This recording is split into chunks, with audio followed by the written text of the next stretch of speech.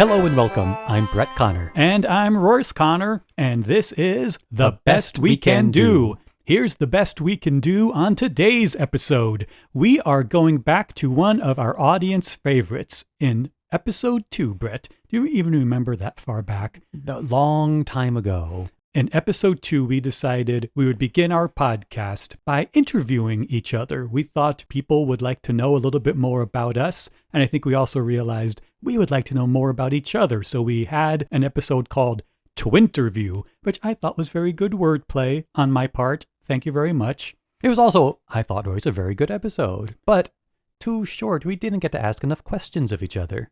Well, we found a remedy for that. Because we wanted to ask each other more questions, and because it's an audience favorite, it has more listens than almost any other one of our episodes, we thought we would go back and revisit Twinterview. So just like last time, everybody, I have prepared some questions. Brett has prepared some questions. We don't know what the other twin is going to ask, so we're hearing it for the first time. So you're going to get our from the heart answers, and you'll get to know us better, and we'll get to know each other better. I'm very excited. Royce, I am also very excited about this. I thought it was a great idea the first time, and I don't care if we're repeating ourselves. I think we're just doing better and better, and we're going to enjoy this just as much as we did the first time. I want people to know ahead of time that unlike previous episodes, I have had no bourbon beforehand. So this is 100% genuine me.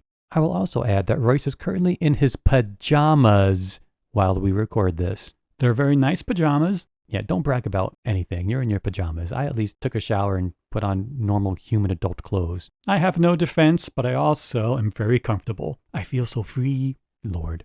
Okay, I am going to ask you this first question, Royce. Are you ready? I'm excited, Brett. Okay, here we go. Is there a person or group of people you believe are unsung heroes and deserve celebration? That is an outstanding question. So I'm thinking about the term unsung heroes. So I do think there are a lot of people out there doing amazing things and amazing work, but I do believe they get at least some level of thanks. There's a Teacher Appreciation Day, for example. So, of course, my first thought was teachers. They're not necessarily unsung heroes. They deserve a lot more singing, but I'm trying to think of folks out there doing things that mean something to me, but don't necessarily get love and attention like I think they deserve. I will say why you think that if you had said something like a teacher, a nurse, a firefighter, I would have stopped you and said, no, those are sung heroes. And perhaps there's no time where you couldn't sing louder and give them more, but they are generally seen as sung, generally seen as heroes. I want somebody or a group of people who you don't hear about, but are still out there doing something positive and meaningful to the world or to you. This might not be the best answer, but off the top of my head, here's who I'm going to celebrate today. I don't know if we need a parade for these people. In fact, they probably wouldn't want one because it would require getting back in the car. But particularly here in the Bay Area, we have people known as super commuters. These are people who travel at least an hour and a half one way to get to work. I appreciate these people because they do it out of selflessness. Most super commuters took a job in a city like San Francisco because it pays well, but for reasons that are meaningful to them and their families, they want to live in a place that offers something bigger and better. A bigger house, a yard, smaller mortgage payments. But in order to make that work in a place like the Bay Area, you have to move to Stockton or Modesto. There are people out there traveling 2, 3, 4 hours one way to get to the office. No one's having a parade for them, but they sit in their cars and they sit on those trains, not for themselves ultimately. They do it for their kids. They do it for their families. They do it so someone back at home is getting something better than they would have if they lived closer to work. And I think these people are remarkable. So commuters out there, and I bet there's no small number of people who are listening to this right now who are commuting to work.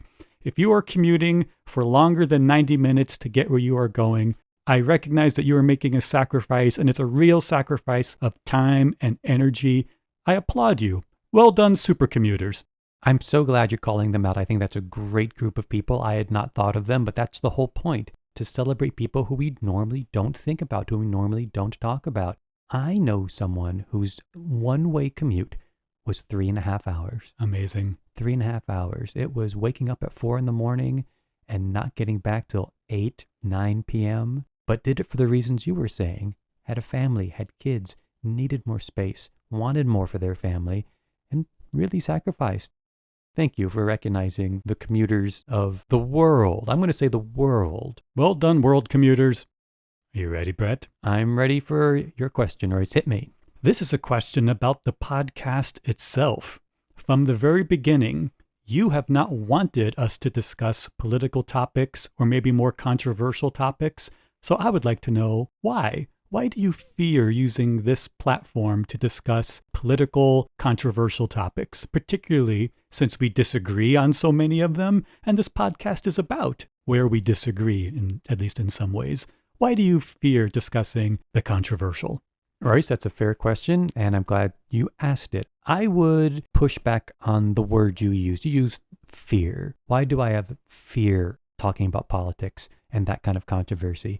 It's not something I am afraid of. I have a lot of opinions on politics. Yes, you do. When we're not on microphone in the studio, you and I have had many conversations about politics. And I do agree that while we have a decent amount of overlap, there are areas in which we differ. Fine. I wanted this podcast to be a podcast that everyone could hear themselves in, everyone could enjoy, everyone could feel some degree of reflection in.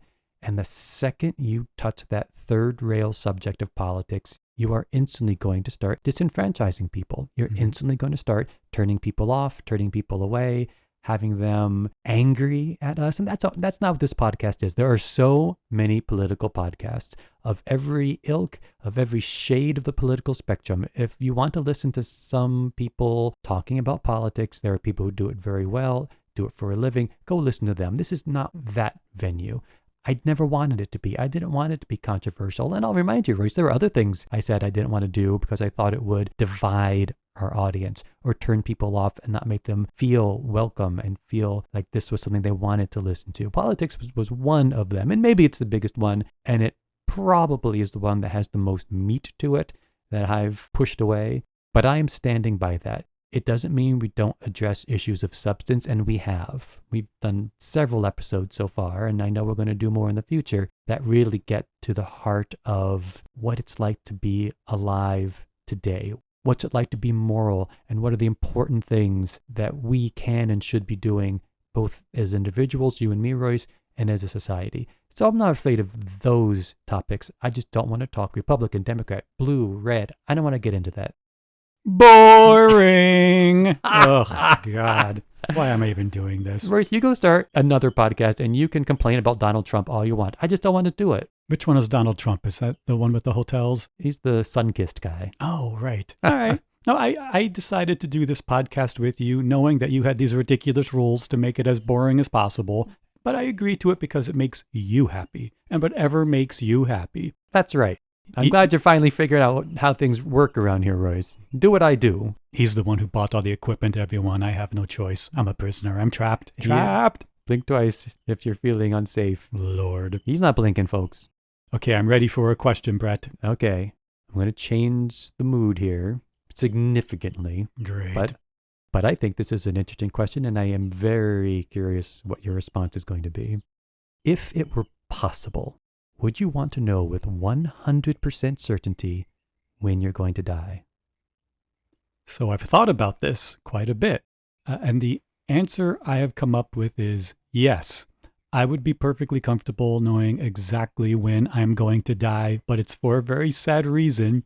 At some point, I think we'll have an episode of this podcast where we'll talk about my various struggles with mental health. And this aligns with one of my struggles because I think about my own death quite a bit. And the idea of controlling the when, the where, the how is a part of my mental health struggle. So I've actually, for a long time, thought I'll probably know when, where, and how for very sad reasons that we probably won't go into today. But I don't mind discussing at some point, but it's too much for this question. I have thought a lot about knowing and controlling that date, so it doesn't scare me. I think for a lot of people, the idea would scare them because they would live differently, knowing they had 6 years left, 3 months left, and whatever. I don't have that fear. I live every day the best I possibly can, one day at a time. So whether my expiration date is tomorrow or 2048, I'll still live more or less the same way. Royce, I feel I owe you something of an apology for asking this question. I did No. not mean to have this start to air issues that I do know you struggle with. I didn't want to make it sound like I was tiptoeing around the issue I really wanted to talk about. That wasn't my intention at all. I know how much you're struggling, and I see the amazing work you're doing every single day and how great you are at everything you do. It's a little sad for me to hear your response, actually. I'm not sure how to respond. That's what you get for not asking me who my favorite Sesame Street character is. This is basically your fault. This is 100% my fault. It's where I should have gone. I knew we were going to go into sensitive territory and ended up being much more sensitive than I anticipated. I just want you to always know, I know people say this kind of thing all the time, and it may or may not have meaning to you, but I'm always here for you, and I'm always glad for every day you're here with me. I feel that every day, 100%. And I'll let you know, and anyone who's listening who cares, which is probably not as big a group as we think it is, but I love you folks. I am okay. I have an incredibly strong support system, which of course includes you and your family. My husband, Aaron, is phenomenally supportive. Our parents back home, our older brother, our family. I have a big group of folks who know what I deal with and are extremely supportive. I see a therapist now, and it had been a little while since I have done that. My therapist is fantastic. People out there, if you have your struggles, I'll tell you, if you think therapy is not for you or you think it's too expensive, I had those exact same thoughts, and I found a way to deal with that. If you're in the Bay Area, look up the Wright Institute, like the Wright brothers. They have been fantastic for me, and it is affordable and, more importantly, very effective for me. So I'm in a good spot. I feel good. I'll always struggle, but I feel good today. I will feel good tomorrow. And that is a good place for me to be. Thank you, Royce. I'm glad you're in a good place. Yay! Well, now that we had that big downer for everybody. I'm sorry, listeners. I'm sorry. Well, listeners, I'm the one apologizing because I'm going to keep the down going. So if you're feeling particularly good before you started listening, sorry, we apologize now because I've had a question I have wanted to ask Brett for a long time, but it is heavy and it is a bit sad, and I am determined to ask it without crying. Here I go. Okay. I'm not going to guarantee I'll answer it without crying. I'll be happy if you answer it without going on and on and on about irrelevant details for 20 minutes. We'll see. So this is a question about mortality. Mm-hmm. So you are facing mortality more than people generally do. Yes, we all know that all of our trains are headed to the same destination, but yours is coming in faster than any of us want to, including me. So a question I have for you is, knowing this, how do you want to be remembered by the people you leave behind? Is there one theme that you would want people to think of when they think of you? Or are there different ways you want to be remembered based on who the person is? Your children might remember you one way. I might remember you another. Co-workers might remember you a different way. How would you... Okay, I'm crying. I'm good. No, I'm good. How would you like to be remembered when that day comes? I feel I have several contradictory responses to that. That's fair. Partially, I always dreamed that if I were to pass, I'd be the kind of person that there would be some kind of notice in the local paper about. Not an obituary, but a newsworthy enough event to get a paragraph or two. Okay. I think that's not going to happen. I think we're just at that point where whatever importance I put on that, it just doesn't exist as strongly anymore. I wouldn't mind it, I suppose. Famous podcaster bites the dust Yes. is not a headline you see. Yes, world famous Bay Area podcaster Brett Connor is gone. We can dream. I've never been interested in my name on a building or that kind of legacy, but I do like the idea of being remembered. But here's the contradiction to that. I spent a lot of time in the theater. I used to run a theater company. I used to work for several theater companies. And there's something ephemeral about the theater that I've always been very attracted to. Something happens. this event, a play, a life occurs. Yeah. And then the curtain comes down and the house lights come up and everyone leaves. And it's never going to be repeated again, ever. It was this moment, and now that moment is done. And it wasn't captured, it's not recorded. You're not going to be able to come back and see it again. You will never get the exact same one again, ever, ever, ever. And there's something magical about that I love, which in a strange way is saying maybe that's how I want to be remembered, is not to be remembered in physical things, videos, photos, whatever tangible things people use to remember, to just exist in the air. And it's not really a spiritual presence I'm talking about. I'm talking, we shared a life. I shared a life with a whole bunch of wonderful, wonderful people. And I know I'm going to be a part of their lives, but I just love the idea of just existing in the space between lives now, between other people when I'm gone, in their memories, in their hearts. When my husband and I got married, I was very adamant. I didn't want a video recorder. I didn't want it to be taped like that. I wanted it to happen and then just live forever in the people's memories. And people's memories fade, they change, they forget exactly what happened. I love that about life and the human mind. I find it fascinating. I find it real and natural and right. I love it. I think that is both statistically the most likely outcome after I pass, is that's what's going to happen. And I think that's a good thing. I think that's kind of exactly what I want to happen. That you fade? That I fade away. Okay, you were the one who was supposed to be crying, not me. Now here I'm crying. Dang it! You are very teary-eyed. Strangely, I am not. That's what I get for not having the bourbon.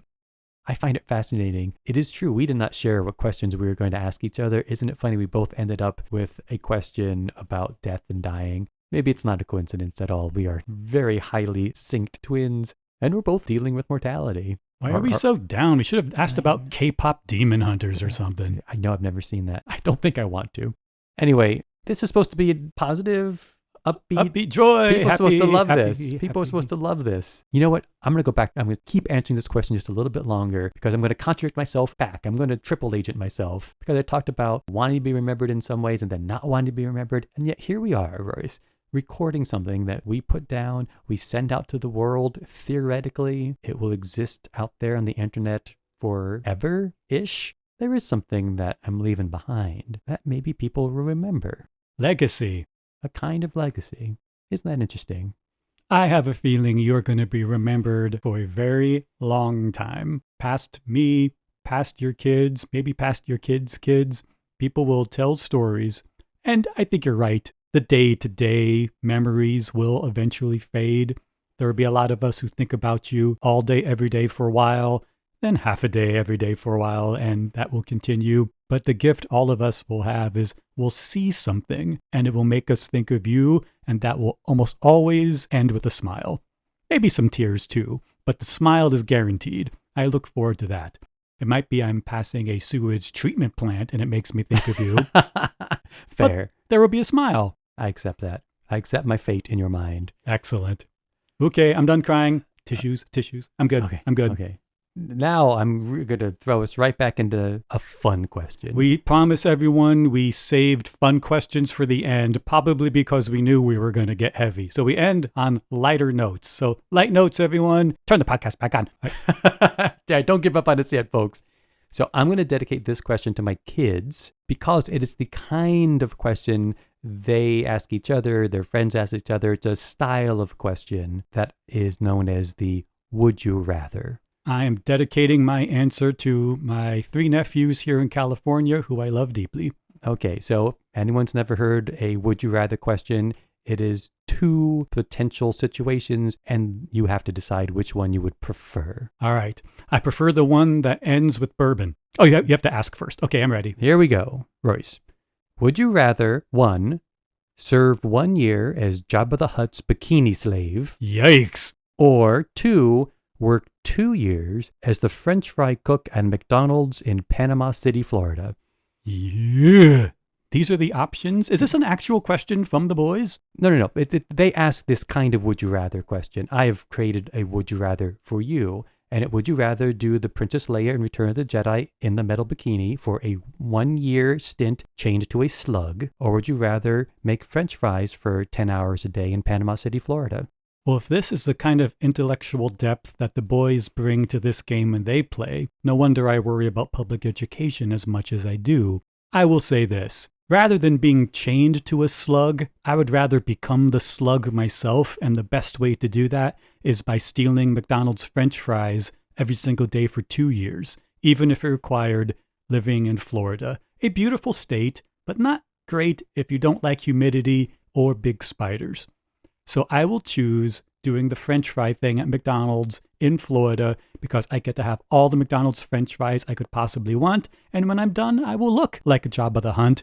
And maybe they will put Jonathan Bailey in a bikini and tie him to me for a year. A boy can dream. Dream big. Interesting. Now, honestly, when I wrote this question, I thought you would have said Princess Leia Space Slug. Clearly, you've never seen me in a bathing suit. All right. Well, you don't have to go to a galaxy far, far away. Just off to Florida. May the fries be with you.